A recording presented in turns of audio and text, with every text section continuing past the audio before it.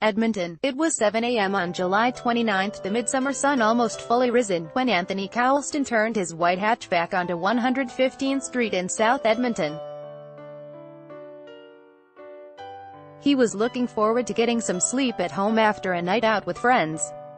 Then, bleary-eyed, he saw two fire trucks parked in front of his apartment, firefighters on extended ladders hosing the last remains of a massive fire. Anthony Cowlston lost baby photos of his 4 children and irreplaceable stuff, like their childhood artwork, in a fire that seems to have been caused by an improperly discarded cigarette. Cody McLaughlin, Star Metro admin. A burned page from a book is seen outside a burned condo building in Edmonton, Alta, on Thursday, August 9, 2018. Cody McLaughlin, Star Metro admin. Anthony Cowlston surveys the damage to the Edmonton condo building he lived in.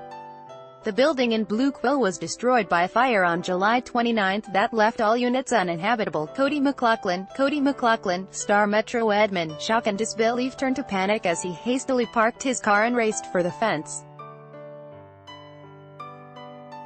As firefighters yelled at him to stay away, his thoughts turned first to the safe where he kept his money and, secondly, to the only baby photos of his 4 young children. Firefighters directed him across the street to a soccer field at St. Teresa Catholic School, where the Red Cross had set up supplies for 30 people displaced by the fire. Cowlston collected a voucher for a 3-day stay at the Holiday Inn and $140 voucher to buy some clothes. He finally fell, fully dressed, into a hotel bed at 10 a.m.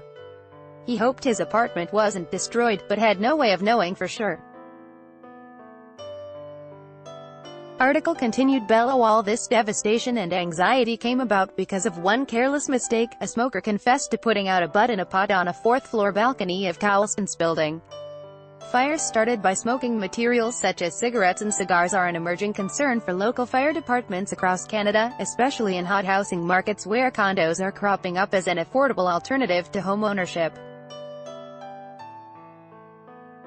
Smokers, out of courtesy or social exclusion, often head outdoors to light up on balconies or wooden decks. A flower pot or planter makes an inviting ashtray. But when the potting soil is dry and the temperature is hot, a cigarette butt can act like a match, and a balcony or deck as a tinderbox. Perhaps residents don't smoke, but they have guests. And the guests, to be courteous, they go out and smoke. But because there are no regular smokers there is no appropriate receptacle, said Carol Hank, Public Information Officer at Calgary Fire Department. People don't understand the risk associated with putting a cigarette butt into the soil. The fire in Cowlston's building was just one of 54 smoking-related residential fires recorded in Edmonton as of August 1. In total, they caused more than $19 million in property damage.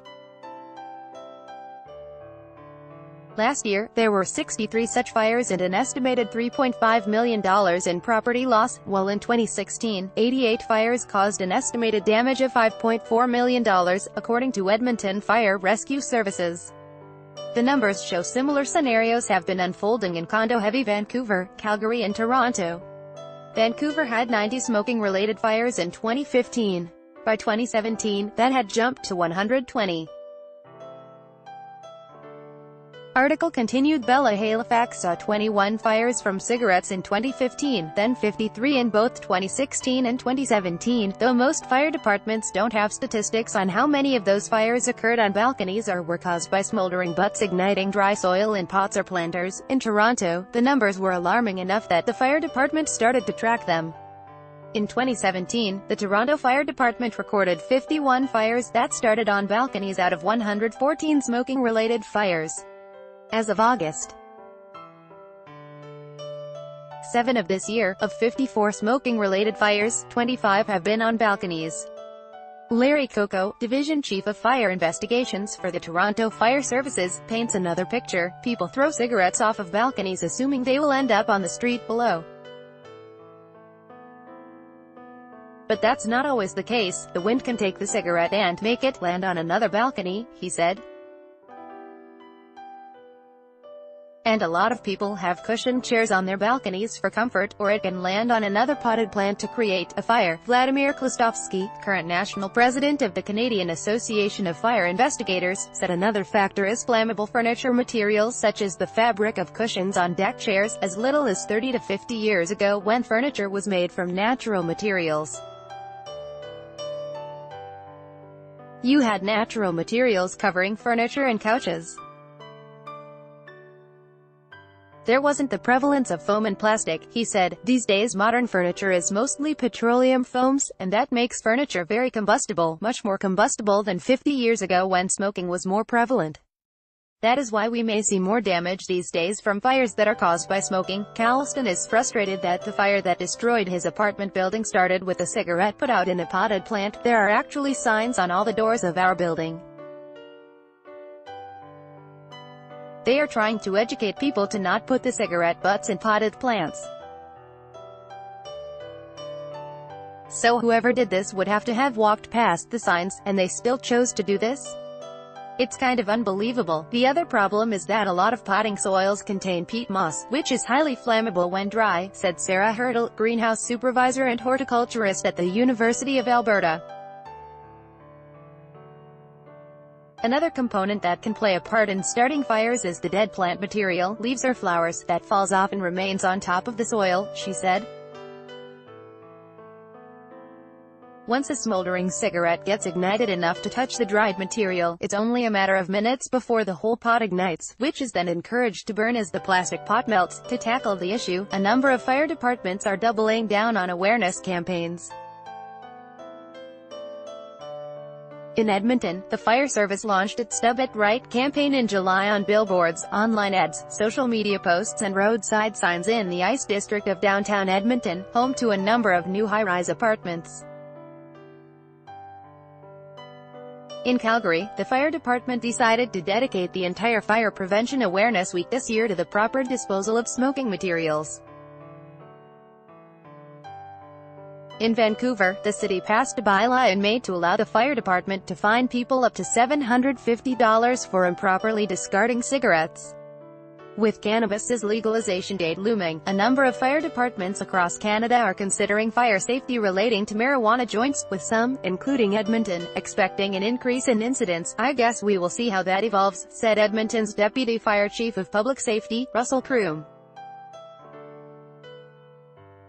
Quote, but definitely through the messaging, we will be taking it into consideration. But Coco is not too concerned about cannabis, because he said preliminary fire science shows joints are much more difficult to light and, without constant puffing, tend to go out.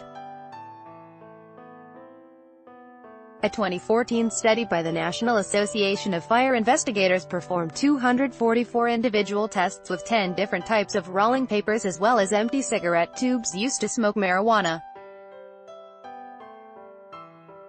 Throughout testing, the marijuana joints kept going out. Cannabis legalization may also have a silver lining for the fire departments battling cigarette blazes on balconies, as condo boards and municipalities consider smoking bans on balconies as a way to limit pot use. Zachary Dolman, owner of a condo in the West End of Edmonton, is a smoker himself but supports his condo board's right to outlaw smoking. He said condo boards are within their right to outlaw smoking, given the number of fires they've had at condos and other multi-unit buildings recently. Overall, I think it's a good idea for boards to at least sit down and discuss whether they want to be proactive about this or whether they want, for the lack of a better term, let the inmates run the asylum, he said. As for Carlston, he has been staying with a friend since the fire, and is looking for another place, unsure if he'll ever get to go home. On August 10, he returned to his apartment building. It was still standing, with a gaping hole in the center of the building where the roof used to be. The untouched front end of the building was a contrast to the charred and destroyed back that mostly consisted of balconies. He opened the familiar door to his apartment, but the scene inside did not match his memory of the place. It was all kind of black and looked like there had been a couple feet of water in my unit, he said. He found things strewn across the apartment as if they had been floating around and then found a random spot to land. There were shoes everywhere, there was no fire damage, and the money was safe and sound.